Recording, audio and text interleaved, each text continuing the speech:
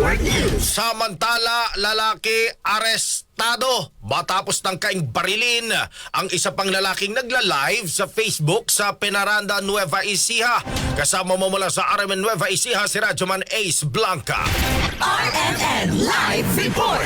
Agad na naresolba ng pulisya ng Nueva Ecija ang isang insidente ng pamamarili sa barangay Sinasahan sa bayan ng Peñaranda matapos masakote ang suspect sa pamagitan ng isinagawang hot pursuit operations ng pulisya. Batay sa ulat ng NEPO, tinangkang barili ng isang 57 anyos na lalaki habang ito ay naka-Facebook Live at may pinapagawa sa isang parte ng lupain. Inalad naman na hindi tinamaan ang biktima at nakatakbo base rin sa kanyang video post. Nagtungo ang biktima sa Peñaranda PNP upang iulat ang insidente at isumite ang video bilang ebidensya. Nang malaman naman ito ni Provincial Director Colonel Harold Bruno, agad niyang pinuntahan ng lugar at personal na pinangunahan ng hot pursuit operations kasama ang mga tauhan ng Peñaranda PNP. Naaresto ang suspect na isang 53 anyos na magsasaka na residente ng Poblasyon 1, Peñaranda, Nueva Ecija. Na-recover mula sa kanyang pag-iingat ang isang 9mm caliber pistol na may 2 bala na pinapaniwala ang ginamit sa pamaril. Kasalukuyan ang nasa kustodiya ng Peñaranda Police Station ng suspect habang inihahanda ang kakulang kaso laban sa kanya at patuloy din ang investigasyon upang matukoy ang motibo sa pamaril.